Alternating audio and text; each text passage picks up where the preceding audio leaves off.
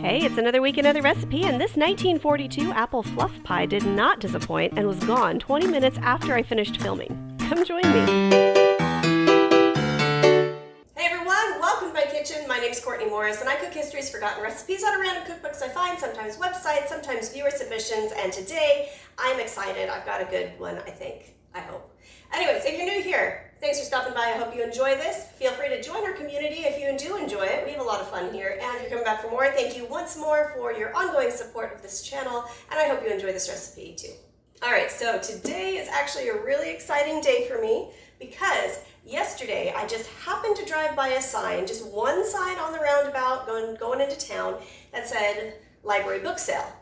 I've been to these before, no big deal. I figured, you know what, we'll take the kids. We need a few more books anyways. And guess who got the Searchlight 1942 edition recipe book for $1? I'm so excited. And I'm gonna apologize ahead of time for how many recipes we're probably gonna try out of this. You might get tired of my Searchlight book. Now, today we're gonna be making an apple fluff pie because I've never heard of it before, nor have I ever heard of applesauce being used in a custard pie. Let's get going and see how this goes. Okay, so this recipe has a couple parts to it, and this is why it's important to read your recipes, as I have learned over the past year of doing these. You actually have to read it and then read it again and figure out what steps you need to do. So this is going to require a double boiler, and it's going to require us to separate our eggs. So that means I'm going to need 2 bowls. Okay, so it says to combine applesauce, lemon juice, salt, and flour together, and it says 2 cups of well-sweetened applesauce. I did not sweeten this.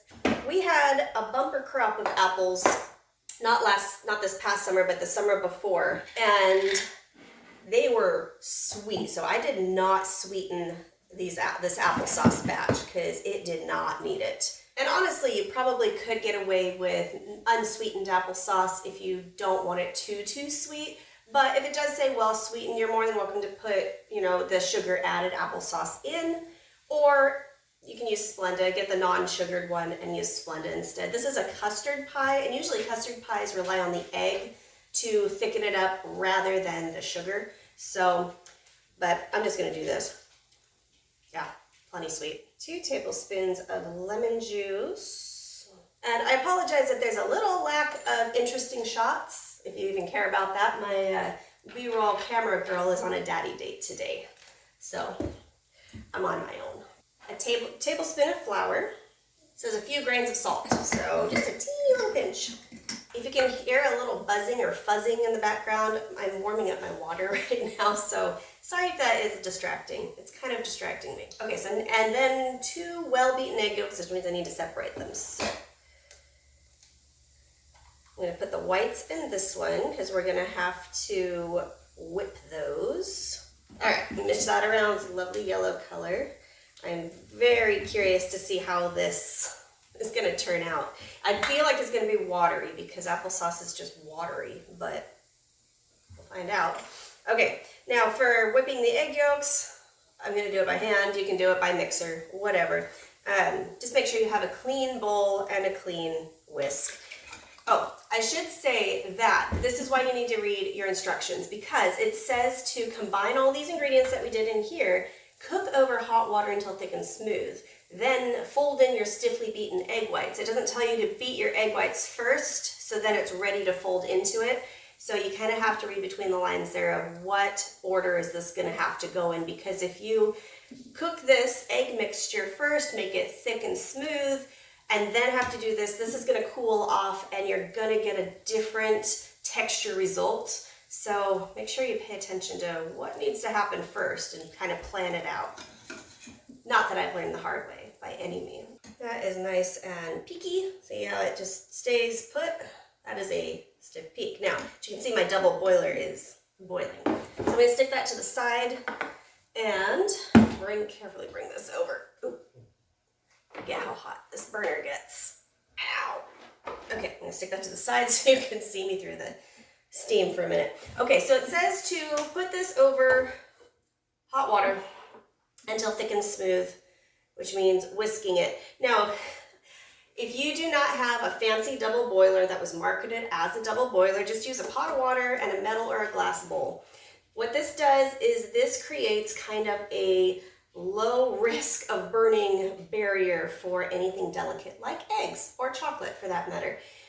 It still warms it up, it still cooks it, but it's not going to scald or burn to the bottom because it's not on a direct heat source.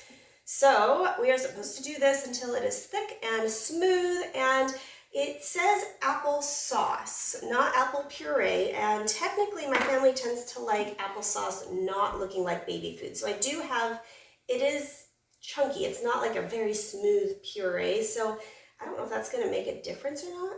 Make sure you scrape the edges. It will start looking like the side of a pancake when it's about ready to flip. It'll get kind of thick if you let it, which is fine. So this is becoming, I don't know if you can tell on camera, and the steam really is, I can't do my shots in here because it just steams up my lens, but I can tell the difference. It is definitely thicker, not by much, but it is thicker, but it's smoother. Like it's not as grainy, and it looks more like a pudding, American pudding, than it does egg mixed with applesauce. I think the next little tiny burner I get is not going to be that one. It works, don't get me wrong, but the whole thing gets hot. I'm kind of worried it's going to start melting itself. Okay, so I'm going to take my stiffly beaten egg whites and I'm going to fold these in. And so once you have that done, ooh, that's so warm. That's an interesting smell. It's not bad. It's apple with lemon with egg, but not like scrambled egg. Then we put into a pie crust. I had a pie crust left over from the last time I made pie, so I just got that out of my freezer. Good to go, and then we just pour it in. So it basically says to cook at 425 until the crust is brown and the filling is firm. And so based on experience of pie baking, I'm just gonna go in 20-minute increments. I'll see you back when this is done, and I hope I've got a winner here, because if this is good, I've got another dessert that my non-sugar eating people can eat. All right, this is ready and cold for once.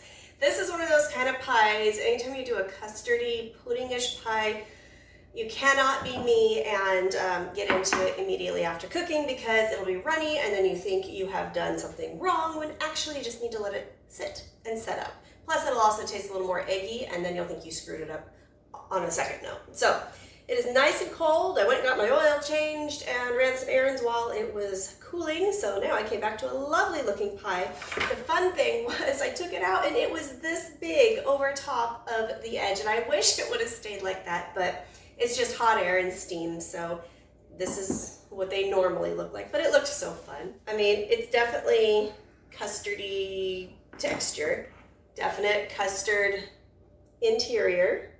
Doesn't look too wet. Almost, smelling it smells kind of like wet saltines. I'm not gonna lie, it smells a little like wet saltines. I'm not judging it based off that, but just whatever. Okay. Well, I don't know if I'm gonna like the texture on this, but we'll see.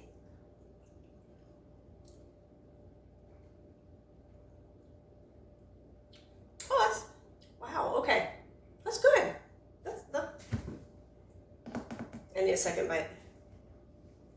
There's a lot of different flavors. Well, not a lot, but there's like different flavors hit you at different times. Okay, so it tastes like the flavor progression is apple pie to lemon meringue. Like that's the flavor progression on my tongue, like both bites. That's a weird, what a weird, that's surprisingly good. I don't think I've ever tasted anything quite like this, but I like it. And the texture it's not bad. It's not runny, it's not watery, it's not watered down, it's not eggy. Tastes better than it looks, I will say that. In total, I cooked this for 40 minutes. 40 minutes seemed to do the trick. This is delicious. What an easy recipe.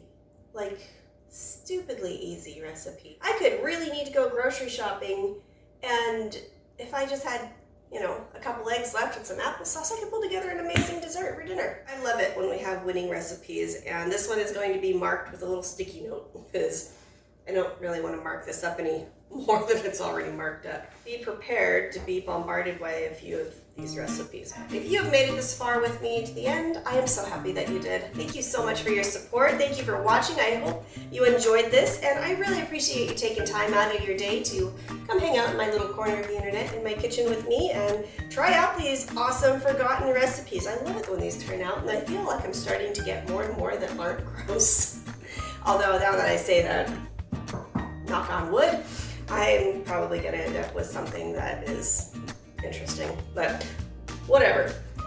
I hope you enjoyed it. I hope you joined the community. If you are not already a part of it, have any old recipes you've found or are curious about, go ahead and send me a copy of it to this email address right here. If you want to hang out with me in my kitchen for a little bit longer, go ahead and click on this video right here. This was another delicious one, and you won't be disappointed. I tried that out too because I kind of want to try it out again myself. Anyways, I hope you have a wonderful week. I will see you next time with a new historical recipe experiment. Bye.